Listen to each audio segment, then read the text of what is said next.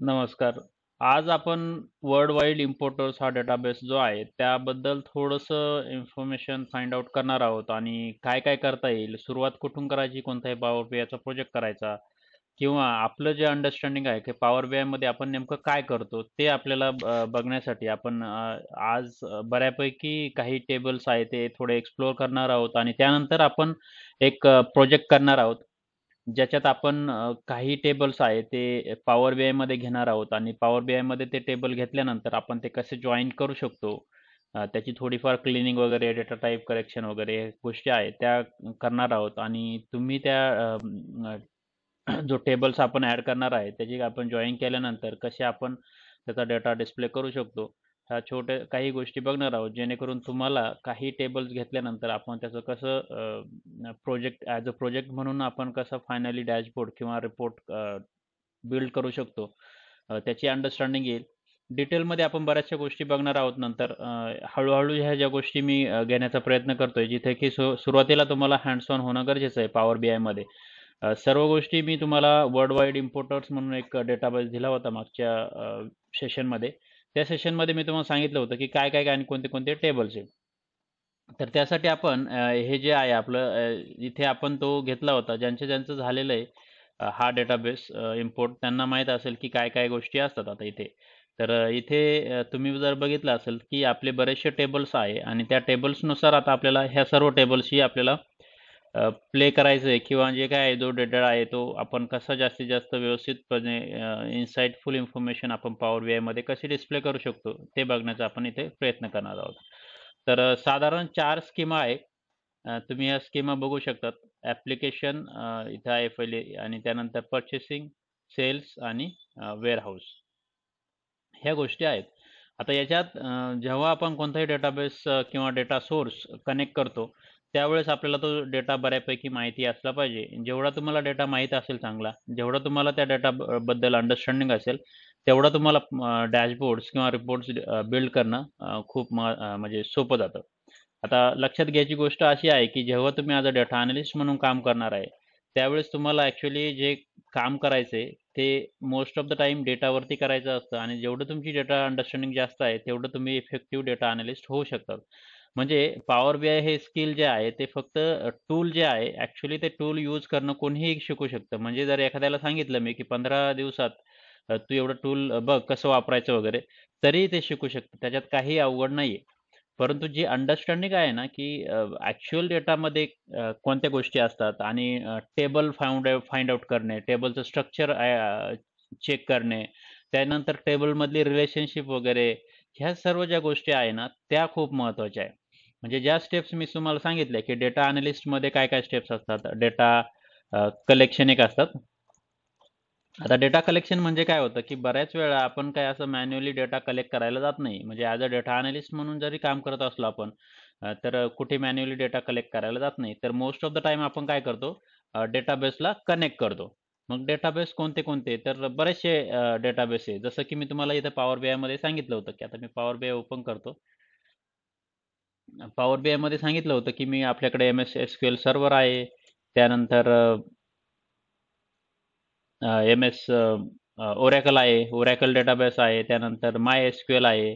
असे भरपूर डेटाबेसेस असतात किंवा फ्लॅट फाईल सोर्सेस आहे. फ्लॅट फाईल सोर्सेस आहे जसे की CSV आहे किंवा एक्सेल फाईल आहे. अशा बरेचसे आपण करू शकतो. तर त्या दृष्टीने आपल्याला हे डेटाबेस किंवा डेटा कलेक्शन वगैरे हे करावं लागतं. त्यानंतर आला आपला पुढची स्टेप जी आली ती डेटा क्लीनिंग किंवा डेटा प्रोसेसिंग जी म्हणतो आपण. अ, की जिथे आपल्याला बऱ्याचशा गोष्टी कराव्या लागतात, की आपला जो डेटा आहे तो व्यवस्थित क्वालिटी वाईज आहे का नाही, ह्या सर्व गोष्टी. आणि त्यानंतर आपलं डेटा मॉडेलिंग टाइप येतं, म्हणजे जिथे की आपण ॲक्चुअल रिलेशनशिप जे आहे वेगवेगळ्या टेबलमधली, त्याच्यावरती आपण वेगवेगळे जॉइन्स वगैरे क्रिएट करतो. मग बऱ्याच वेळा आपल्याला भरपूर काही ऑपरेशन्स करावं लागतात. आता ह्या सर्व गोष्टी डिटेल घेण्याच्या गोष्टी आहे. पॉवर बीआयमध्ये आपण ह्या गोष्टी कशा करणार आहोत. तर डेटा कलेक्शन आणि किंवा कनेक्शन जे आहे ते आपण ह्या सोप्या गोष्टीत आपण मागच्या सेशनमध्ये बघितलं. कसं एस-क्यू-एल सर्व्हरला आपण कनेक्ट करू शकतो. त्यानंतर आता डेटा क्लिनिंग वगैरे किंवा प्रोसेसिंग वगैरे आहे ना, ते आज आपण थोडंफार बघणार आहोत. अजून याच्यात बऱ्याचशा गोष्टी आहेत त्या घेणार आहोत. अजून पुढच्या प्रोजेक्टमध्ये आता मी आज एक सिंपल प्रोजेक्ट घेतोय. त्या सिंपल प्रोजेक्टमध्ये आपण थोडे-थोडे ऑपरेशन्स करणार आहोत आणि शेवटी तुम्हाला आपण 4-5 टेबल आहे ते कसे एकत्र करून आपण कसे जॉइन करू शकतो आणि त्याचा डेटा आपण कशा पद्धतीने डिस्प्ले करू शकतो, ते करायचं आहे. याच्यात तुम्हाला पण भरपूर प्रॅक्टिस करायची आहे आणि त्यानंतर डेटा मॉडेलिंग हे आहे, जॉइन्स वगैरे कसे करायचे ते जॉइन्स वगैरे आपण बघणार आहोत आणि त्यानंतर आपण एक रिपोर्ट किंवा ॲज अ डॅशबोर्ड मध्ये काही टेबल्स क्रिएट करू शकतो किंवा व्हिज्युअलायझेशन्स क्रिएट करू शकतो किंवा जे काय आहे ते की आपल्याला मॅप्स वगैरे आले, असे वेगवेगळे प्रकार आले की जे आपण डिस्प्ले करू शकतो. तर हे करण्याचा उद्देश असा असतो की जेव्हा तुम्हाला ॲज अ डेटा अॅनालिस्ट म्हणून सांगितलं की what is your role or responsibility of a data analyst, then you should be able to tell की माझे एवढे काही ज्या काही स्टेप्स आहे ते आपल्याला सांगता आलं पाहिजे की we connect to different data sources किंवा we collect the data from different databases and then we process or we clean the data for quality purpose and once we have the all data is clean, then we can do some modeling where we, depending upon the relationship between tables, we can build some joins and then finally we do the reports or dashboards. And these reports or dashboards will help the business people to take the data driven decisions. असं तुम्हाला हे गोष्टी सांगता आल्या पाहिजे, 4-5 गोष्टी ज्या आहेत त्या. मग याच्यात जे काही टूल्स आहे, टूल्स महत्त्वाचे आहे. टूल्स आपल्याला फक्त हँड्स ऑन करायचे जास्तीत जास्त आणि त्याचा जास्तीत जास्त आपण कसं वापर करू शकतो हे आलं पाहिजे. म्हणजे तुम्हाला जर विचारलं की पॉवर बीआयमध्ये तुम्हाला काय काय येतं, तर पॉवर बीआयमध्ये बऱ्याचशा गोष्टी असतात ज्या आपल्याला सांगता आल्या पाहिजे.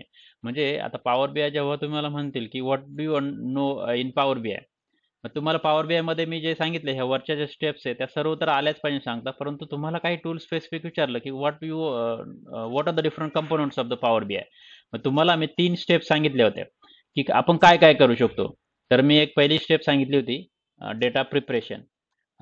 याच्यात आपण डेटा प्रिपरेशनमध्ये आपण काय करतो, तर एक पॉवर क्वेरी एडिटर म्हणून टूल आहे, जे मी तुम्हाला सांगितलं होतं की आपण यूज करतो. त्याच्यानंतर एक डेटा मॉडेलिंग म्हणून एक स्टेप आहे. आता हे जे आहे ते वर्कफ्लो मी सांगतोय फक्त इथे. मग याच्यात आपलं एक हे होतं, काय होतं, एक डेटा व्ह्यू होता आणि एक काय होतं, रिलेशनशिप व्ह्यू. मी एक तुम्हाला डायग्राम दाखवली होती, त्यात होतं हे. आणि शेवटचं जे होतं व्हिज्युअलायझेशन, याच्यात जो होता तो आपला रिपोर्ट व्ह्यू.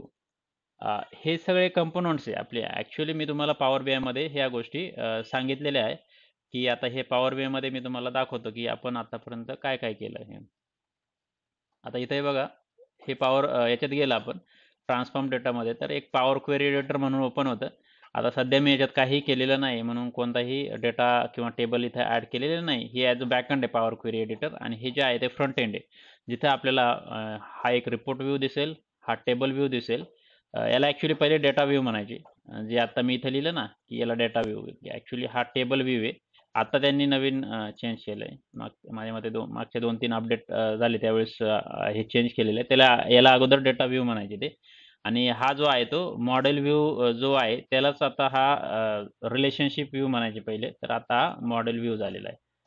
तर हे जे कंपोनंट आहे, आता पॉवर क्वेरी एडिटर म्हणजे कोणता, तर हा पॉवर क्वेरी एडिटर जिथं आपण ॲक्च्युअली कोणत्याही डेटा सोर्सला कनेक्ट करू शकतो आणि त्या डेटा सोर्समध्ये आपण बरेचसे ऑपरेशन्स परफॉर्म करू शकतो. जे काही क्लिनिंग वगैरे आहे ते आपण हे घेणार आहोत प्रॅक्टिकली.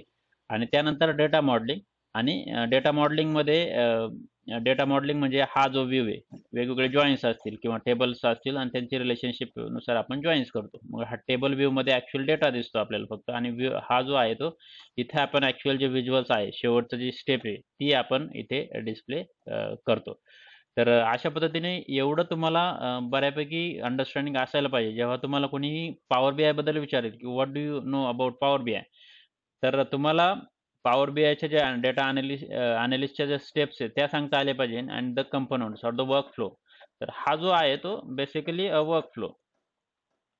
मग डेटा प्रिपरेशनमध्ये काय करतो आपण, मग क्लिनिंग करतो, कलेक्शन करतो, डेटा कलेक्शन करतो, डेटा क्लिनिंग करतो, डेटा प्रोसेसिंग वगैरे करतो. डेटा मॉडेलिंगमध्ये काय करतो, तर जॉईन्स करतो. आणि व्हिज्युअलायझेशनमध्ये काय करतो, तर चार्ट्स किंवा टेबल्स क्रिएट करतो डेटा डिस्प्ले करण्यासाठी. तर ह्या सर्व गोष्टी आल्या. याच्यात तुम्हाला ॲडव्हान्स गोष्टी ज्याच्यात असतात की डेटा मॉडेलिंग आणि डेटा प्रिपरेशनमध्ये, तर आपल्याला डॅक्स कंपोनंट माहिती पाहिजे. आणि त्यानंतर हे जे आहे एम लँग्वेज, डॅक्स कंपोनंट, डॅक्स कसे लिहायचे, डॅक्स फॉर्म्युलेज. हे आहे डेटा डॅक्स म्हणजे काय डेटा अनालिसिस एक्सप्रेशन. याचे पुढे ॲडव्हान्समध्ये एक्झाम्पल्स येणार आहे. आपण घेणार आहोत हे, जेणेकरून हे तुम्हाला समजेल. परंतु एवढ्या साऱ्या गोष्टी आहेत ज्या आपल्याला as a power BI developer किंवा पॉवर बीआय डेटा अनालिस्ट म्हणून आल्या पाहिजेत. तर इथपर्यंत आपण ह्या ज्या बेसिक गोष्टी आहेत त्या केलेल्या आहे आणि मी फक्त रिवाईज केलंय की आपल्याला एवढं आलं पाहिजे. आता आपल्याकडे जो काही डेटा आहे की पॉवर बीआय मध्ये आपण हे जे काही टेबल्स आहे इथं दाखवलेले. आता हे टेबल मी तुम्हाला सांगितले होते थोडेफार अनालाइज करा की काय काय करता येईल वगैरे. तर साधारण ह्या गोष्टी आपण करणारच आहोत, स्टेप बाय स्टेप करणार आहोत. आता याच्यासाठी मी तुम्हाला सांगितलं होतं एखादं एक्सेल शीट प्रिपेअर करा जिथे तुम्हाला असं काही सांगता येईल की आपण काय काय करू शकतो, मग कसे जॉईन्स वगैरे करू शकतो. आता मी हे स्टार्ट केलेली आहे की मी आता हे स्कीमा आयडेंटिफाय केले जसे की ॲप्लिकेशन पर्चेसिंग सेल्स आणि वेअर हाऊस. हे जे आहे ते इथं दिलेले आहे तुम्हाला बघा. ॲप्लिकेशन पर्चेसिंग त्यानंतर सेल्स हे जे आहे वेअर हाऊस. आता स्कीमा म्हणजे काय तर schema is a just organisation of data. म्हणजे particular area wise let say particular आता इथं बघा तुम्ही सेल्सचं जे रिलेटेड आहे म्हणजे जे काही इनवॉइसेस आहे ऑर्डर्स आहे या रिलेटेड जो काही या रिलेटेड जे काही टेबल्स असतील ते फक्त सेल्स टेबलमध्ये असतील.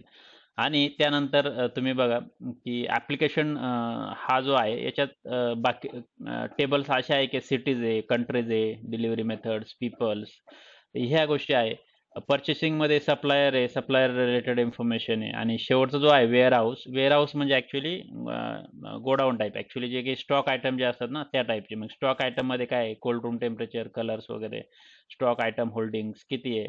तर ह्या सर्व इन्फॉर्मेशन ज्या आहे ना त्या ह्या वेअर हाऊस याच्यात आहे. म्हणजे 4 स्कीमा आहे ज्या मी इथं नोट डाऊन केलेल्या आहे. ॲप्लिकेशन पर्चेसिंग सेल्स आणि वेअर हाऊस. आणि यात मग कोणते टेबल आले तर हे टेबल्स आलेले आहे. आता हे झाल्यानंतर आता याचा वर्क फ्लो म्हणजे ॲक्च्युअली काय आहे ना की वर्क फ्लो म्हणजे काय काय होऊ शकतं की म्हणजे कोणताही डेटाबेस आपण जर बघितला तर साधारण आपल्याला काय त्याचा ऑपरेशन्स आहे किंवा काय प्रोसेस आहे ती आपल्याला थोडीफार समजली पाहिजे. आता एवढं काय ॲक्च्युअली इन डिटेलमध्ये जाण्याची गरज नाही की आपण सर्व गोष्टी की जे म्हणतो ना बिझनेस अनालिस्ट लोक जे काम करतात डेटा अनालिस्ट लोकांना ते करण्याची एवढी गरज नाही. परंतु ॲटलिस्ट कुठेतरी अंडरस्टँडिंग असणं गरजेचं आहे. आता जेव्हा तुम्हाला प्रोजेक्टची अंडरस्टँडिंग असते ना टेक्निकल नॉलेज भरपूर लोकांना असतं. फक्त टेक्निकल असून माहीत असून उपयोग नाही. तुम्हाला जेवढं जास्तीत जास्त बिझनेसचं नॉलेज किंवा बिझनेसचे प्रोसेस होतात किंवा वर्क फ्लो जो म्हणतो जो काही बिझनेस आहे तो जर माहीत असेल तर त्याचा फायदा भरपूर होतो. त्यामुळं तुम्ही कुठेही काम करा म्हणजे ॲज अ डेटा अनालिस्ट म्हणून तुम्ही आता सध्या काम करत असाल किंवा अजून कुठे जॉइन करणार असाल तर त्यावेळेस एवढंच एकच लक्षात ठेवायचं की टेक्निकल गोष्टी आहे ना ते कोणीही शिकू शकतं. म्हणजे जर कोणाला सांगितलं की तुम्ही हे टेक्निकल गोष्टी शिका तर टेक्निकल शिकू शकतात. परंतु त्याच्या ॲडिशनल जर तुम्हाला काहीतरी इम्पॅक्ट करायचा असेल की तुम्हाला इफेक्टिव्ह टीम प्लेयर म्हणा किंवा टीम मेंबर व्हायचं असेल तर लक्षात घ्यायचं की जे काही प्रोजेक्ट आहे की जो काही प्रोजेक्ट आहे त्या प्रोजेक्टची प्रोसेस किंवा बिझनेस डोमेन नॉलेज घेण्याचा जास्तीत जास्त प्रयत्न करा. त्याने काय होतं ना की तुम्हाला काही-काही गोष्टी कधी-कधी टेक्निकली सॉल्व्ह होत नाही. म्हणजे काही गोष्टींचं नॉलेज म्हणजे काही प्रोसेसमध्येच प्रॉब्लेम असतात किंवा काही गोष्टीमध्ये असं असतं की पर्टिक्युलर प्रोसेस कंप्लीट झाल्यानंतरच एखाद्या टेबलमध्ये डेटा वगैरे लोड होण्याचं काम होतं. तर ह्या गोष्टी आपल्याला थोडंफार माहिती असणं गरजेचं आहे. आणि जेवढं तुम्हाला एंड टू एंड अंडरस्टँडिंग असेल, तेवढे तुम्ही क्रिटिकल रिसोर्स असतात किंवा क्रिटिकल टीम मेंबर असतात. म्हणजे तुम्हाला महत्त्व जास्त असेल. त्यामुळे तुम्ही काय करायचं की जास्तीत जास्त कोणत्याही प्रोजेक्टमध्ये असेल तर एंड टू एंड प्रोजेक्टची अंडरस्टँडिंग ठेवण्याचा प्रयत्न करा. म्हणजे की असं नाही की फक्त तुम्हाला काहीतरी काम दिलंय तेवढंच ठेवा. म्हणजे तेवढंच करा. काय असतं ना की बरेचसे आपल्या अराउंड बरेचसे लोकं असतात. त्यांचं काम काय आहे थोडंफार समजून घेण्याचा प्रयत्न करायचा आहे. मग ते टीम कोलॅबोरेशन वगैरे आहे ना ते थोडंफार म्हणजे जेणेकरून काय होतं ना की कोण काय काम करतंय, कोणत्या टीममध्ये काय चाललंय त्या गोष्टी जर आपल्याला कळाल्या तर बऱ्याचशा गोष्टी सोप्या होतात आणि आपले जे नॉलेज आहे ना ते इम्प्रूव्ह होत राहतात. आणि त्यासाठी मग जास्तीत जास्त इंटरॅक्ट करत राहणे बाकीच्या लोकांशी त्यांच्याकडून जेवढं जास्तीत जास्त इन्फॉर्मेशन घेता येईल तेवढा प्रयत्न करणं, जेणेकरून आपलं पण नॉलेज वाढतं, आपलं स्किल वाढू शकतं आणि त्यामुळं आपल्याला अजून नवीन अपॉर्च्युनिटी आपोआप भेटू शकतात. तर तेवढं लक्षात ठेवायचं आहे. तर हा इथं मी जो आहे ना, की एक साधारण मला हे जे आहे, की मी जेवढं वाटलं, की आपल्याला की काय-काय प्रोसेस असू शकतात, की वर्ल्ड वाईड इम्पोर्टर्स म्हणून creates a purchase order. Purchase order करू शकतात आणि ते सप्लायरला सबमिट करू शकतात. मग सप्लायर काय करतात, ते आयटम सेंड करतात. परत ती company receives them and stock them in their warehouse. मग कस्टमर ऑर्डर करू शकतात जे काही आहे ते आयटम्स.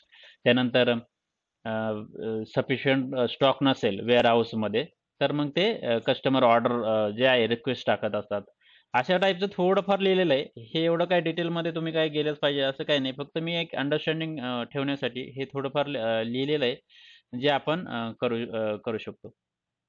आता याच्यात ह्या सर्व गोष्टी आहे, की आपल्याला आता याच्यात काय करायचं आहे? आता आपल्याला याच्या पुढची स्टेप्स आहे ना, की डायमेन्शनल मॉडेल काय आहे? आता हे किंबल्स मॉडेल म्हणून एक असतं, की जे आपण डेटा मॉडेल वगैरे कसं क्रिएट करतो, त्यासाठी असतात.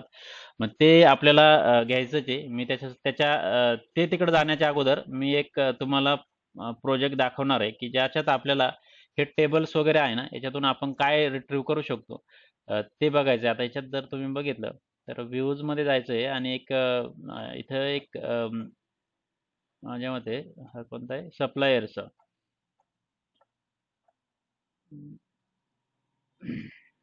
सप्लायरचा एक व्ह्यू इथे क्रिएट केलेला आहे.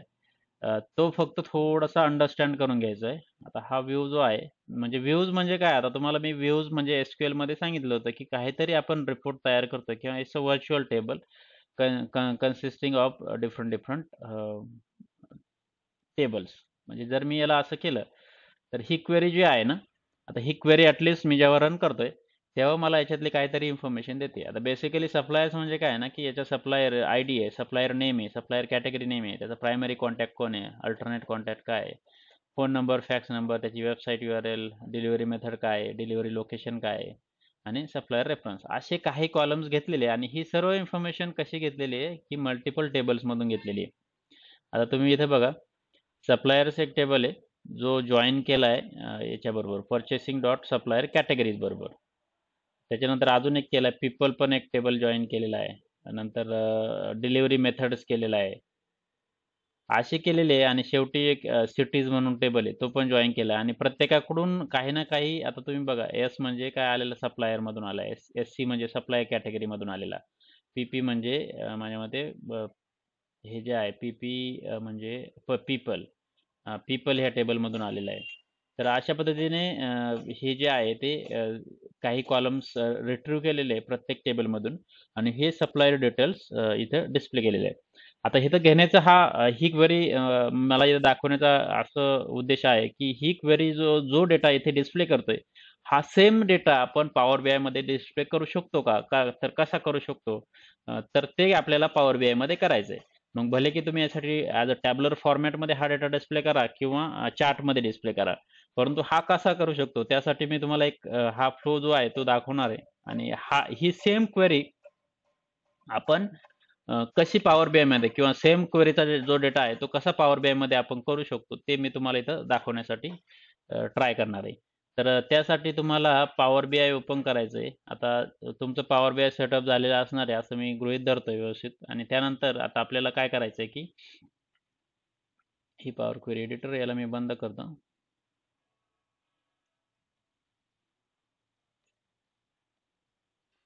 जर तुम्ही पॉवर BI ओपन केलं तर तुम्हाला ही होम स्क्रीन येईल, बरोबर.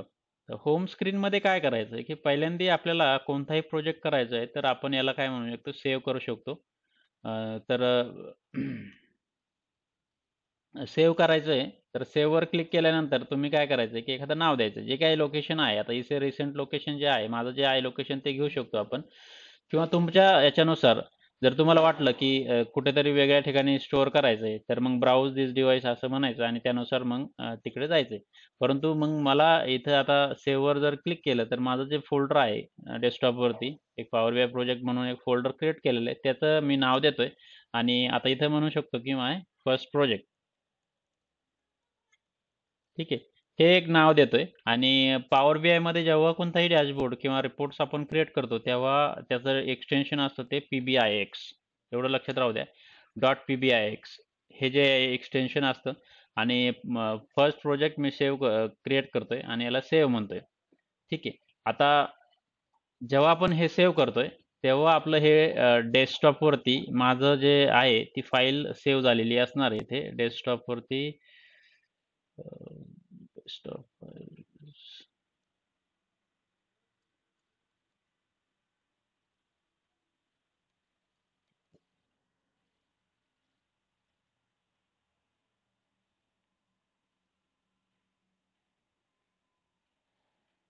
हां, हा पॉवर बी आय प्रोजेक्ट आहे. इथे माझं हे सेव्ह झालेलं आहे. आता तुम्ही बघा इथे फर्स्ट प्रोजेक्ट म्हणून मी आत्ताच क्रिएट केलेला तो इथे दिसतोय. तर ह्या प्रोजेक्टमध्ये आपण जे काही चेंजेस करणार आहेत ते आपण असे याच्यात आपण सेव्ह करणार आहोत. तर पॉवर बी आय पहिला प्रोजेक्ट आपण इथं क्रिएट करतोय आणि याच्यात आता आपल्याला काय करायचंय? तर साधारण आपल्याला कनेक्ट करायचं आहे SQL सर्व्हरला. जे काही ते 4-5 टेबल आहे ते टेबलचा डेटा आपल्याला इकडे घ्यायचा आहे आणि त्याच्यात काही क्लिनिंग वगैरे करता येते का ते बघायचं. त्यासाठी तुम्हाला सुरुवातीला फक्त एक गोष्ट सांगतो की इथे आपल्याला थोडंसं सेटिंग जे असतात ना ते चेंज करायचे आहे. तर इथे जायचं आहे फाईलमध्ये आणि ऑप्शन्स अँड सेटिंग्स म्हणून एक ऑप्शन येते आणि इथे ऑप्शन्स हा एक इथे ऑप्शन्स आहे. तर त्याच्यावर क्लिक केल्यानंतर एक पॉपअप विंडो ओपन होईल. तर आता इथे बघा की आपल्याला काय करायचं नेमकं की 2-3 गोष्टी आहेत. तिथं आपल्याला डेटा लोड वगैरे हे जे आहे ना, इथं डेटा लोडमध्ये हे ऑटो डिटेक्ट जे आहे ना, auto detect new relationship after data is loaded हे अनचेक करायचं आणि हे import relationship from data sources on the first load. म्हणजे काय होतं ना, की डेटा सोर्समध्ये पण कधी-कधी रिलेशनशिप असतात आणि त्या डायरेक्टली ऑटोमॅटिक आपण करू शकतो. जर आपल्याला व्यवस्थित माहीत असेल, की हा ते डेटा रिलेशनशिप जे आहे ते व्यवस्थित असेल, तर आपण ते करू शकतो. आणि हे आहे डिटेक्ट कॉलम टाइप्स आणि हेडर्स हे पण अनचेक करा. आता ह्या गोष्टी आपण मॅन्युअली करणार आहे, की आपण हे कशा करू शकतो? तर त्यासाठी म्हणजे जे होतं ना आपण की कनेक्ट केलं तर ऑटोमॅटिक ते टूल आहे ना डिसाईड करतं, की पर्टिक्युलर कॉलम आहे त्याचा डेटा टाइप अगर म्हणजे डेटा अगर म्हणजे टेक्स्ट असेल, तर तो डेटा टाइप काय करेल? कॅरेक्टर डेटा टाइप करून टाकेल. तर ते ऑटोमॅटिक आपल्याला करायचं नाही. तर आपल्याला काय करायचंय, तर आपल्याला जे मॅन्युअली चेक करायचे, की पर्टिक्युलर डेटा टाइप कोणता आहे तो आणि त्यानुसार ते सेटअप करायचं आहे. बाकीचे ऑप्शन आहे तर हे जे आहे ऑटो डेट एंड टाईम हे राहू द्या. आपण पुढे काही एक्झाम्पल घेऊया डेट रिलेटेड ते आपण पुढे बघू शकतो. त्यानंतर आपल्याला एक रिजनल सेटिंग म्हणून एक ऑप्शन आहे. तर रिजनल सेटिंगमध्ये इंग्लिश इंडिया असू दे, हा जो लोकेल आहे तो इम्पोर्टंट आहे. आता इथं याचा कुठे हे होतो म्हणजे इंग्लिश इंडिया जर घेतलं तर आपली जी डेट रिलेटेड इन्फॉर्मेशन असते ना, त्यावेळेस हा उपयोगाचा असतो. म्हणजे जर आपण आपल्याकडं भारतात अशी पद्धत आहे, की तारीख जर लिहायची असेल, तर आपण काय देतो? DD, MM, Y-Y-Y-Y. म्हणजे अगोदर दिवस देतो, मग महिना देतो आणि मग शेवटी वर्ष देतो. तेच जर आपण यूएसमध्ये जर गेलं, तर यूएसची डेट देण्याची पद्धत अशी आहे, की ते एम-एम देतात अगोदर. MM, DD, Y-Y-Y-Y. तर असं देतात. मग ते आपल्याला कन्सिडर करावं लागतं. जर तुमचा क्लायंट यूएसचा असेल, तर तुम्ही हे रिजन जे आहे ना, ते इंग्लिश युनायटेड स्टेट सिलेक्ट करू शकतात. म्हणजे इथे तुम्ही जर बघितलं इथे, हे इंग्लिश युनायटेड स्टेट्स सिलेक्ट करू शकतात.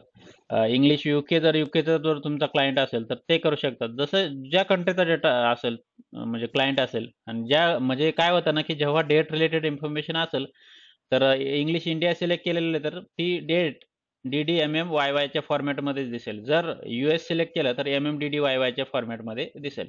मग जशी क्लायंटची रिक्वायरमेंट असेल, क्लायंटचं लोकेशन असेल, त्यानुसार आपल्याला हे सिलेक्ट करावं लागतं. तर हे रिजनल सेटिंग एक सेट करून घ्यायचं आहे. डेटा लोडमध्ये तुम्हाला सांगितलंय हे 2 ऑप्शन अनचेक करा. हे अजून एक टाइप डिटेक्शन पण अनचेक करा. ह्या गोष्टी आपण मॅन्युअली करणार आहोत. जेणेकरून आपल्या ही जी काही प्रोसेस आहे ती समजेल. याच्यात बाकीच्या ज्या गोष्टी आहे, की आता इथे डेटा लोड वगैरे आहे. याच्यात तुम्हाला कधी काही प्रॉब्लेम वाटले, की काही डेटा भरपूर कॅश झालाय. कॅशमध्ये जर असेल तर डेटा पॉवर बीआय लोड व्हायला वगैरे वेळ घेतो. त्यामुळे कधी-कधी तुम्ही हे कॅश क्लिअर करू शकतात. अ, म्हणजे काही म्हणजे खूपच तुम्ही प्रोजेक्ट्स वगैरे करत असाल त्यावेळेस आणि काही असं वाटलं, की तुम्हाला पॉवर बीआय स्लो झालं त्यावेळेस आपण करू शकतो. आता ही जी सेटिंग आहे ना, ती ग्लोबल आहे. ग्लोबल म्हणजे काय आहे, की जेवढे काही प्रोजेक्ट्स असतील, आपण कितीही प्रोजेक्ट करू या सिस्टमवरती, तर त्या प्रत्येकाला हे अप्लाय होतील ह्या ज्या काही सेटिंग आहे त्या. परंतु जर तुम्हाला करंट फाईल म्हणजे जो मी आज आत्ताचा जो प्रोजेक्ट आहे ना, त्यासाठी मग ह्या सेटिंग्ज आहे ना, त्या इथं करायच्या. तर ग्लोबलमध्ये पण काही ऑप्शन्स आहेत ते सिलेक्ट करू शकतो आपण इथं.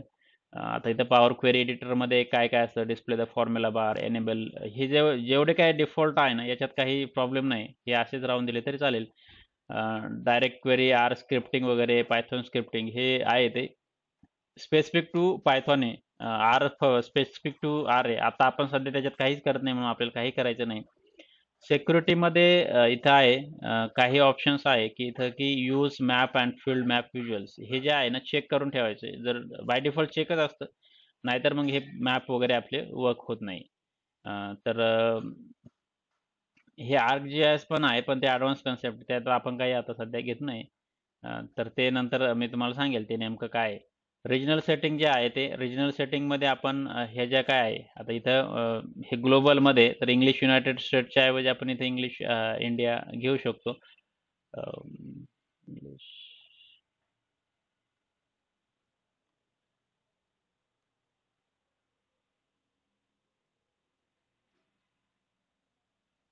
बेसिकली इंग्लिश इंडिया नाही परंतु हिंदी आहे वाटतं इथे.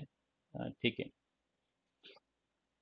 डेट फील्डसाठी असतात इथं लिहिलेलं आहे बघा internal date fields when the report is created it will be displayed.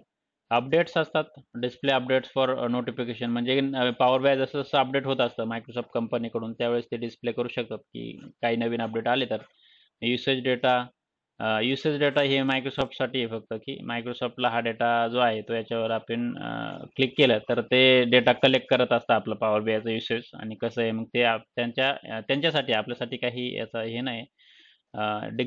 Diagnostic इथं काही आपल्याला काय करायचं असेल की पर्टिक्युलर क्वेरी डायग्नोस्टिक करायची असेल की एखादी क्वेरी भरपूर लोड घेत असेल त्यावेळेस हे ऑप्शन्स असतात. बऱ्याच वेळा आपण हे ॲज अ डेव्हलपर म्हणून यूज करत नाही. ॲडमिन लोक जास्त करून याचा यूज करू शकतात किंवा ते ॲटलीस्ट सजेस्ट करू शकतात आपल्याला काय करायचं. आता may request running as a admin असं इथे एक ऑप्शन आहे. ॲडमिन जे परमिशन्स असतात ते करतात.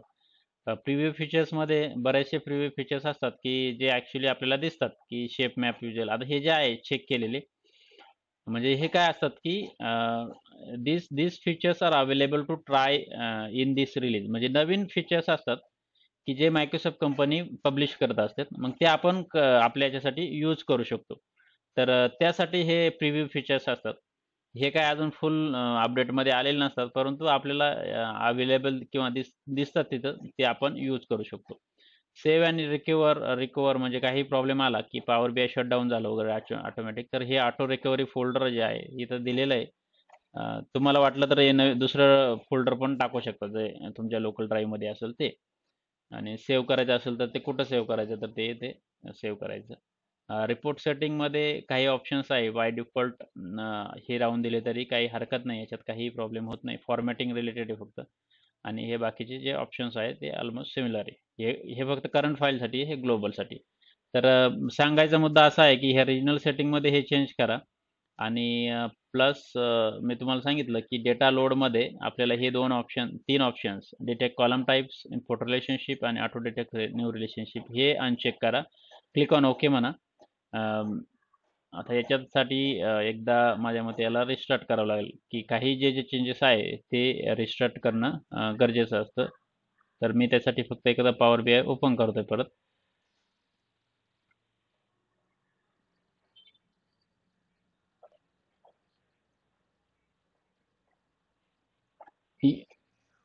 यूज कोणती लँग्वेज आहे ती?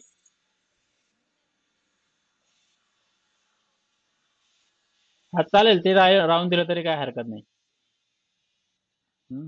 ठीक आहे. तर आता आपल्याला ह्या गोष्टी पॉवर बीआय मध्ये घ्यायच्या आहे की आता आपण हे टेबल्स वगैरे आहे ते कसे घेऊ शकतो आणि याचं जे आहे की आपल्याला कसे जॉईन करायचे हे जे वेगवेगळे टेबल्स आहे आणि एक सिंपल टेबल आपल्याला काय करायचं सिंपल म्हणजे सिंपल क्वेरी ही ॲक्च्युली जास्त काही मोठी नाही फक्त याच्यात काही फॅक्ट रिलेटेड इन्फॉर्मेशन काही नाही फक्त डायमेन्शन रिलेटेड आहे. आता तुम्हाला दोन गोष्टी खूप क्लिअर पाहिजे आतापर्यंत की डायमेन्शन टेबल काय आणि फॅक्ट टेबल काय. तुम्हाला कधीही असं विचारलं की डेटाबेसमध्ये कोणत्या गोष्टी महत्त्वाच्या असतात तर तुम्हाला 2-3 गोष्टी सांगता आल्या पाहिजे. म्हणजे आता मी जे म्हणतोय की आपल्याला काय माहिती पाहिजे, तर डायमेन्शन टेबल माहिती पाहिजे. ह्या गोष्टी नेहमी लक्षात असू द्या. तुम्हाला जरी इंटरव्ह्यूमध्ये कोणी काय विचारलं की what are the critical points in a database किंवा what is your understanding of means as a first step in a database, तर त्यावेळेस तुम्हाला डायमेन्शन टेबल्स, फॅक्ट टेबल्स हे सांगता आले पाहिजे. त्यानंतर त्यांची ते रिलेशनशिप, मग त्यासाठी रिलेशनशिपमध्ये प्रायमरी की आणि फॉरेन की महत्त्वाचे असतात. ते कन्स्ट्रेंट म्हणतो आपण. ते कन्स्ट्रेंट तुम्हाला लक्षात येणं गरजेचं आहे. ह्या सर्व गोष्टी माहीत असणं गरजेचं आहे. किंवा कोणीही तुम्हाला विचारलं की क्रिटिकल पॉइंट्स कोणते असतात, की डेटाबेसमध्ये एखादा डेटाबेस जर तुम्हाला दिला, तर त्यात तुम्ही पहिल्यांदा काय गोष्टी बघणार? तर त्यावेळेस तुम्हाला हे डायमेन्शन टेबल, फॅक्ट टेबल हे सांगता आले पाहिजे. मग डायमेन्शन टेबल म्हणजे काय, की जे ॲक्चुअल टेक्स्ट रिलेटेड किंवा क्वालिटेटिव्ह डेटा असतो तो. टेक्स्ट डेटा किंवा क्वालिटेटिव्ह डेटा. आणि याचा जो पर्पज असतो, डेटा यूज फॉर अनालिसिस, म्हणजे अनालिसिस करण्यासाठी. आणि फॅक्ट टेबल म्हणजे काय असतात, की ट्रान्झॅक्शनल डेटा असतो. मग त्याच्यात अमाउंट, सॅलरी, सेल्स अमाउंट, अशा ज्या फील्ड आहे, न्यूमेरिकल, बेसिकली न्यूमेरिकल जो डेटा आहे तो असतो. तर ह्या गोष्टी सांगता आल्या पाहिजे. आणि रिलेशनशिपमध्ये मग जॉईन्सचे पण प्रकार तुम्हाला सांगता आले.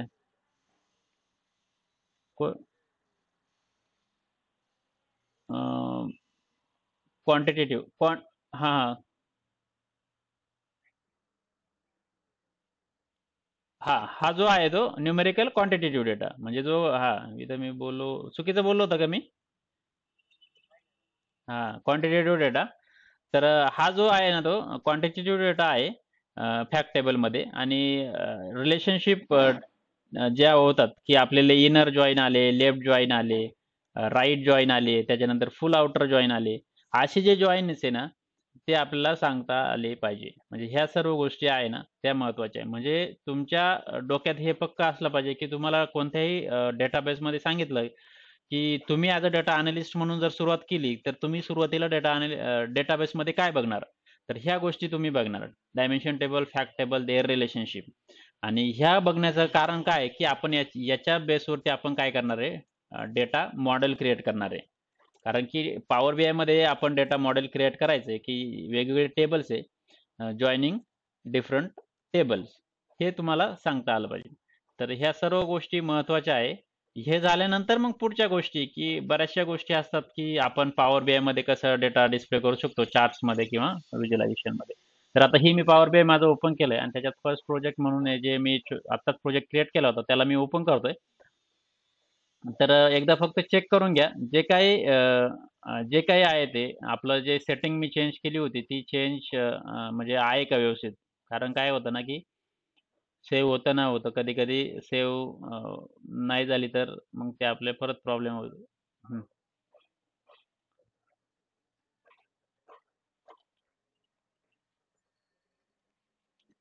नाही केली नाही. मग ते काय होतं ना, काही प्रॉब्लेम येत नाही. जास्त करून प्रॉब्लेम येत नाही. परंतु काय होतं ना, की काही टूल आहे ना, बऱ्याच वेळा ऑटोमॅटिक डिटेक्ट करतात. आता हे जे आहे ना, रिलेशनशिप डिटेक्ट करण्याचं काम, किंवा डेटा आपण जेव्हा कोणत्याही डेटाबेसला कनेक्ट करतो ना, तेव्हाच ते टेबल जेव्हा इम्पोर्ट करतं, त्यावेळेस ते रिलेशनशिप डिटेक्ट करतं आणि ऑटोमॅटिक जॉइन करून टाकेल ते टेबल्स वगैरे.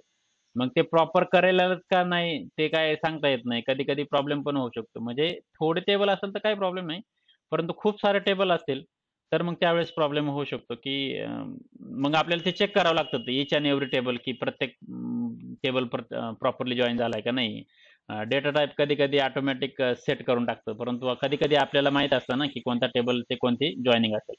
तर त्यामुळं शक्यतो आपल्या ज्या सेटिंग्ज आहे ना, त्या करणं गरजेचं आहे. जनरली जेव्हा तुम्ही रिअल टाईम प्रोजेक्टवर काम करतात ना, त्यावेळेस ह्या सेटिंग ज्या आहे ना, त्या तुम्हाला जे ॲडमिन लोकं आहे ना, ते सांगतात, की तुमच्या सेटिंग्ज ह्याच ठेवा. कारण की त्या कशा असतात ना, गव्हर्नन्स पॉलिसी असतात. कंपनीच्या ज्या पॉलिसी असतात ना, त्यानुसार ते सांगतात आणि मग त्या आपल्याला ठेवाव्या लागतात. परंतु जेव्हा आपण पर्सनल काम करतो, तेव्हा या गोष्टी आपल्याला सेटिंग करून घेणं गरजेचं असतं.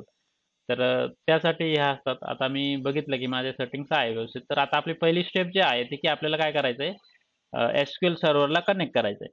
आता मी तुम्हाला सांगितलं होतं, की मी आता इथून क्रिएट करू शकतो किंवा डायरेक्ट इथून करू शकतो किंवा मी डायरेक्टली पॉवर क्वेरी एडिटरमध्ये पण जाऊ शकतो. इथं ट्रान्सफॉर्म डेटा आहे ना, त्याच्यात जरी गेलो तरी आपण तिथून करू शकतो.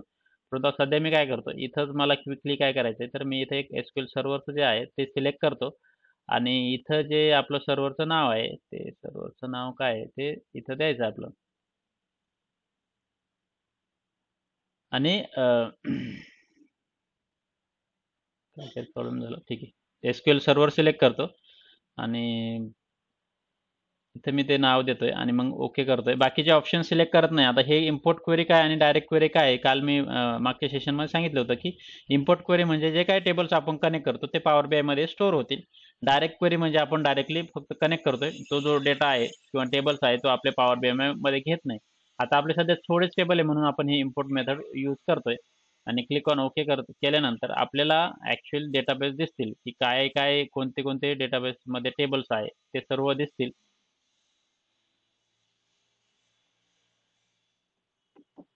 आणि आता याच्यात आता बघा वर्ल्ड वाईड इम्पोर्टर्स जे आहे आपला जो डेटाबेस आहे तो इथे दिसतोय.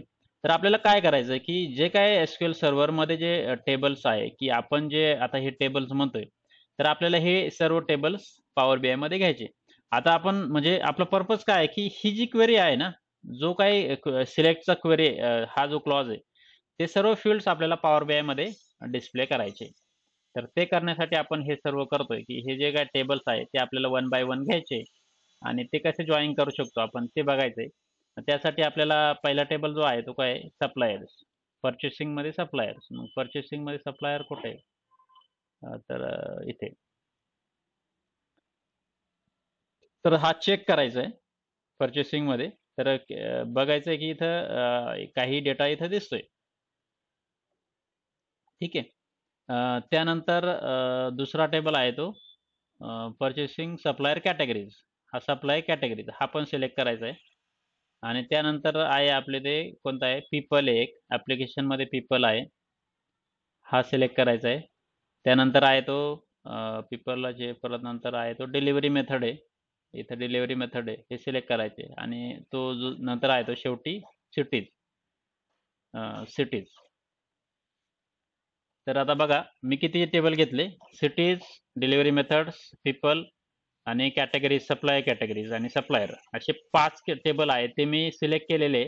आणि त्यानंतर आपला दोन ऑप्शन येतात. एक तर डायरेक्टली लोड करा किंवा ट्रान्सफॉर्म करा. लोड केल्यानंतर डायरेक्ट फ्रंट एंडला जे आहे जिथं रिपोर्ट्स वगैरे आपण इथे क्रिएट करतो तिकडे जाईल. परंतु आपल्याला काही चेक करायचे व्यवस्थित डेटा क्वालिटी वगैरे त्यासाठी ट्रान्सफॉर्म डेटा जो आहे ना तो सिलेक्ट करायचा आहे. मग ट्रान्सफॉर्म डेटामध्ये आपण काय काय करू शकतो तर ट्रान्सफॉर्म डेटामध्ये बघायचं आहे की आपला डेटा व्यवस्थित आहे का नाही, त्याचा डेटा टाईप व्यवस्थित आहे का नाही, ही सर्व गोष्टी आपल्याला करायच्या आहे. आता बघायचं आहे हे जे आहे पर्चेसिंग सप्लायर्स, त्यानंतर supply categories, application people, delivery methods वगैरे हे जे आहे ते नावं आहे म्हणजे ते 5 टेबल आपले इथं लोड झालेले आहे आणि हे कशात आहे हे पॉवर क्वेरी एडिटरमध्ये. तर याच्यात आपल्याला फक्त आहे ना हे जे काही कॉलम्स आहे ना शेवटचे जे आहे ना ते ऑटोमॅटिक इथं फक्त एक्सपांड होऊन येतात. म्हणजे यांची ॲक्च्युअली रिलेशनशिप असतात. प्रत्येक टेबल कोणाला कोणाला डेटा वेअरहाऊसमध्ये जॉइन केलेलं आहे. त्यामुळे हे जे टेबल्स आहे ते तुम्ही डिलीट करायचे, सिलेक्ट करायचे. इथं बघायचं हे जे ॲक्च्युअली व्हॅल्यू आणि असे जे आहे ना ते डिलीट करायचे. त्याची आपल्याला सध्या गरज नाही किंवा आपल्याला काही करायचं नाही त्याच्यात. तर इथं राईट क्लिक करायचं आणि रिमूव्ह कॉलम म्हणायचं. असं आपण इथून रिमूव्ह करू शकतो.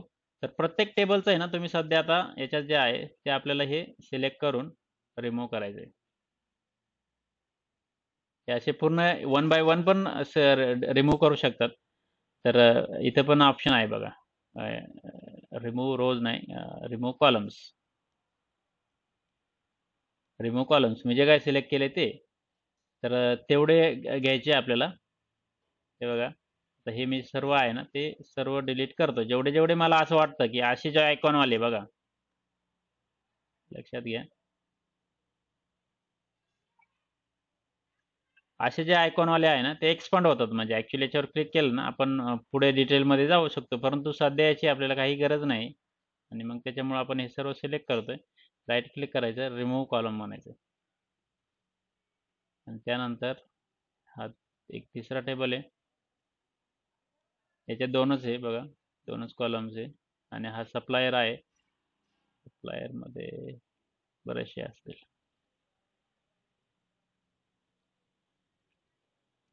ही एक क्लिनिंगची प्रोसेस आहे आपली, डेटा क्लीन करण्याचं काम आहे, एक one of the data cleaning method, की आपलं जे काय आहे तो डेटा व्यवस्थित पाहिजे.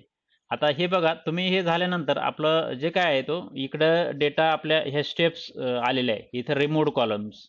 म्हणजे जर वाटलं आपल्याला काहीतरी चुकीचं केलंय तरी आपण ह्या क्रॉसवर सिलेक्ट करू शकतो आणि आपलं जे काय ओरिजिनल आहे ते टेबल येऊन जाईल. परंतु आता सध्या आपलं हे झालेलं आहे, तर आता आपल्याला काय करायचं, याचे डेटा टाईप व्यवस्थित आहे का नाही ते बघायचे. डेटा टाईप व्यवस्थित आहेत का? आता हे डेटा टाईप व्यवस्थित बघायचे आहे. आता हा 1 2 3 दाखवते. म्हणजे 1 2 3 म्हणजे काय की होल नंबर आहे. तर हा जो आहे तो होल नंबर आहे. आता हे टेक्स्ट फॉर्मॅट आहे, तर हे ABC आलेलं आहे. त्यानंतर हा आहे तो 1 2 3 चे म्हणजे होल नंबर आहे. हा 1 2 3 आहे. त्यामुळे हा बरोबर आहे. पर्सन आय डी पण हा 1 2 3 आहे, 1 2 3 आहे, 1 2 3 जे ॲक्च्युली डेटाबेसमध्ये असतील ते जवळपास ते असे असतील. हा 1 2 3 आहे. इथं ॲक्च्युली काय आहे ना की काही नल रेकॉर्ड आहे, त्यामुळे ते तुम्ही बघा इथे, की इथे जे आहे काही 4 एम्प्टी रेकॉर्ड्स आहे. आपण काय म्हणू शकतो की रिमूव्ह एम्प्टी, एम्प्टी आपण डायरेक्टली काढून शकतो, काही प्रॉब्लेम नाही. ॲक्च्युली कसं असतं ना, काही काही कॉलम्स असतात ना, त्यांचा डेटा एम्प्टी असू शकतो आणि तो ठेवावा लागतो आपल्याला.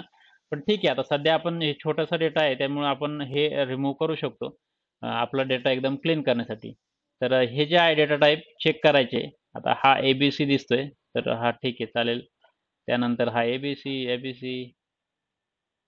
आता हा बँक अकाउंट कोड आहे ॲक्च्युली. आता या बँक अकाउंट कोडमध्ये टेक्स्ट फॉर्मॅट नाही आहे ॲक्च्युली. तर याला आपण काय म्हणू शकतो की एकतर टेक्स्ट फॉर्मॅटमध्ये ठेवला तरी चालेल किंवा याला काय करू शकतो, ॲज अ होल नंबर आपण कन्सिडर करू शकतो. बघा आता. आणि त्यानंतर बँक अकाउंट नंबर, सॉरी हा हे जे आहे ॲक्च्युली मी हे रिमूव्ह करतो. आता मला बँक अकाउंट कोड ॲक्च्युली ठीक आहे, ABC म्हणजे टेक्स्ट फॉर्मॅटमध्ये असलं तर चालेल. परंतु हा बँक अकाउंट नंबर आहे ना, तो मला होल नंबर करायचा आहे. तर मग मी तो होल नंबर करतोय, कारण की याच्यात कुठे असा नसेल की याच्यात टेक्स्ट फॉर्मॅटमध्ये असेल काही असं. इंटरनॅशनल कोड वगैरे आहे, हे टेक्स्ट फॉर्मॅटमध्ये असू द्या, याचा काही प्रॉब्लेम नाही. आपण याच्यावरती काही न्यूमेरिकल ऑपरेशन्स करणार नाही. हे कोड वगैरे असे कॉलम्स असतात त्यामुळे. आणि बाकीचं पेमेंट डेज, इंटरनल कमेंट, आता इथं काही कमेंट्स आहे त्या नल आहे, तर त्या असू द्यात. त्या जर आपण डिलीट करायला गेलो तर सगळे कॉलम डिलीट होतील. आपलं एकच रो राहील. त्यामुळं शक्यतो असे काही कॉलम्स बघायचे की आपल्याला डिलीट केले तर काय इफेक्ट होईल बाकीच्या कॉलमवरती. तर त्यावेळेस आपण हे करू शकत नाही. वाटलं तर आपण हे नलच्या ऐवजी काय करू शकतो की आपण रिप्लेस करू शकतो. म्हणजे जर वाटलं रिप्लेस नल, जर विथ सम NA असं वगैरे करू शकतो आपण. तर आपण असं हे NA करू शकतो. म्हणजे हे रिप्लेसने ऑपरेशन असं असेल तर NA किंवा मग जिथं काही आपल्याला वाटेल की इथं कमेंट नाही तर तिथे आपण NA करू शकतो. जेणेकरून आपलं जे नल दिसत होतं ना इथे, ते दिसणार नाही. फोन नंबर आहे तो ABC फॉर्मॅटमध्ये दिलेला आहे, काही हरकत नाही. फॅक्स नंबर आहे, कारण की याच्यात ABC फॉर्मॅट याच्यासाठी दिलेला आहे, कारण की इथं ब्रॅकेट आलेले. तर हे जे आहे असं URL आहे वेबसाईट ABC. आता इथं परत बघा, डिलिव्हरी लाईन्स इथं आलेलं आहे, छोटासा एमटी आहे 2 रेकॉर्ड, परंतु जाऊ द्या, असू द्या. असे 2 असले तरी एमटी असू शकतात. व्हॅलिड रिझन आहे. बाकीचे जे आहे ते, आता बघा पोस्टल कोड इथं जो दिलेला आहे तो आपण नंबर फॉर्मॅटमध्ये करू शकतो. आणि डिलिव्हरी लोकेशन आहे. आता हे पॉईंट म्हणजे लोकेशन आहे, ॲक्च्युली मॅपचं लोकेशन आहे. हे हा डेटा असाच राहून द्यायचा आहे. पोस्टल ॲड्रेस, हे बाकीचे जे आहे ते बरेचसे आहे तर ते सेम ठेवायचे. तर ही प्रोसेस आपल्याला प्रत्येक टेबलला करायची. आता एवढं मी करणार नाही. ह्या गोष्टी तुम्ही करायच्या. आता मी हे जे चेंजेस आहे ते अप्लाय करतोय. जेवढं केलंय या पर्टिक्युलर टेबलसाठी ते मी इथं करण्याचा प्रयत्न करत होतो, किंवा मी तुम्हाला जे दाखवलं की कसं आपण सध्या फक्त डेटा टाइप करेक्शन वगैरे किंवा डेटा टाइप कसं चेक करू शकतो ते बघणार आहोत. तर ह्या सर्व गोष्टी आहे त्या तुम्हाला बाकीच्या टेबलला पण अप्लाय करायच्या आहे. आता हे ज्या गोष्टी आहे की आता इथं एकदा आपण काही केलं तर सेव्ह करण्यात थोडा वेळ जातो. बघा, कारण की पूर्ण जो डेटा आहे तो पूर्ण आपण इथं लोड करतोय. तर अशा पद्धतीने हे करायचं आहे. आता ही पुढची जी स्टेप्स आहे ना, की आता आपल्याला मी आता हे टेबल कनेक्ट सगळे क्लिअर करत नाही लगेच म्हणजे हे तुम्ही करू शकतात. तुम्ही नॉर्मली जे काही डेटा क्वालिटी आहे ते, हे करू शकतात. आता याच्यात हे झाल्यानंतर आता हे बाकीचे ऑपरेशन्स आहे आपण नंतर करणार आहोत परत. परंतु हा सिंपल प्रोजेक्ट मी आता काय करणार इथे क्लोज अँड अप्लाय करणार आणि त्यानंतर ह्या डेटा व्ह्यूमध्ये आलो, टेबल व्ह्यूमध्ये आलो आपल्याला तर हे सर्व टेबल्स इथं राईट साईडला दिसतील. Application cities, delivery methods, application people, त्याच्यानंतर सप्लायर कॅटेगरीज आणि पर्चेसिंग सप्लायर हे असे दिसणार आहे. आता फक्त एक गोष्ट घ्यायची की आता आपले हे टेबल्स आलेले परंतु हे जॉईन नाही आणि जर हे जॉईन जर नसतील तर आपण सपोज लेट्स से एखादा टेबल मी इथं ऍड करण्याचा प्रयत्न केला आणि मी लेट्स से आता मी काही डेटा ऍड करण्याचा प्रयत्न करतो. आता सिटीचा डेटा आहे, लेट्स से मला सिटी नेम मी ऍड करतो याच्यात या टेबलमध्ये. तर माझं सिटी नेम इथं येऊन जाईल. परंतु लेट्स से मला त्या सिटीमध्ये परचेस सप्लायर्स कोण आहे ते बघायचे असेल तर मी इथे सप्लायर्स जे आहे त्यांचं एखादं डिटेल जे आहे ते की आता लेट्स से सप्लायर नेम हे मला इथे डिस्प्ले करायचं आहे. तर जर मी असं डायरेक्टली करण्याचा प्रयत्न केला तर काय होईल, हे एरर देत आहे, कांट डिस्प्ले दिस व्हिज्युअल. तर हे काय कारण की काय आहे ना की आपण एक कॉलम जो घेतलाय तो या ऍप्लिकेशन सिटीज टेबलमधून घेतोय आणि दुसरा कॉलम आहे तो सप्लायर नेम मधून घेतोय. तर प्रॉब्लेम असा झाला की हे दोन आपण जॉईन करू शकत नाही डायरेक्टली, जॉईन केलेले नाही ऑलरेडी, म्हणून हा डेटा असा प्रॉब्लेम देतोय. मग हा फिक्स कसा करायचा तर ऍप्लिकेशन सिटीज आणि सप्लायर्स आता इथं बघायचं आपलं की जॉईन काय होते. सप्लायर्स आणि ॲक्च्युली डायरेक्टली आपल्याला या सिटीजमध्ये एस जो आहे तो आपला इथे डिलिव्हरी सिटी आय डी आणि हा सी सिटीज आहे म्हणजे एस एस एस म्हणजे कोणता आहे हा हा टेबल आहे आपल्या परचेसिंग सप्लायर्स. मग तो कशावरती जॉईन करायचा आपल्याला डिलिव्हरी सिटी आय डी आणि C dot city ID. Delivery city ID कुठे आहे याच्यात आता तुम्ही हे कसं जॉईन करू शकतात त्यासाठी आता आपल्याला थोडंसं याला छोटं करतो मी म्हणजे सर्व टेबल आपल्याला दिसतील. आता आपला कोणता टेबल आहे एक सिटीज टेबल आहे आणि आपला जो आहे तो सप्लायर्स परचेसिंग सप्लायर कॅटेगरी हा आहे आणि हा आहे तो सप्लायर्स. तर याला मी इथे घेतो हे जे आहे ते असे थोडेसे इकडे ठीक आहे आणि हे असे करतो. तर आता हे दोन आपण इथं करतोय. आता हे जॉईन जो आहे तो आपला डिलिव्हरी सिटी आय डी आणि सिटी आय डी. आता डिलिव्हरी सिटी आय डी कुठून येतोय तर तो आहे तो आपला हा पर्चेसिंग सप्लायवरून आपण कशाला जॉईन करणार आहे या सिटी आय डीला. असा ड्रॅग केला तर आपण इथं हे करू शकतो. आता इथं बघा याचं जॉईन क्रिएट झालेलं आहे याच्यावर जर राईट डबल क्लिक केलं तर आपल्याला इथे दिसतात पर्चेसिंग सप्लायर मधून आलेला कोणता कॉलम आहे तर इथे तो सिलेक्टेड असेल already delivery city ID आणि तोच आपण इथं घेतलेला आहे. आता जी कार्डिनेटरी जी आहे ती 1 to many many to 1 वगैरे हे जे आहे ते आपण इथं डिस्प्ले करू शकतो सिलेक्ट करू शकतो आणि मेक दिस रिलेशनशिप ऍक्टिव्ह म्हणून एक ऑप्शन असतो. ऍक्टिव्ह म्हणजे की हे व्हॅलिड आहे.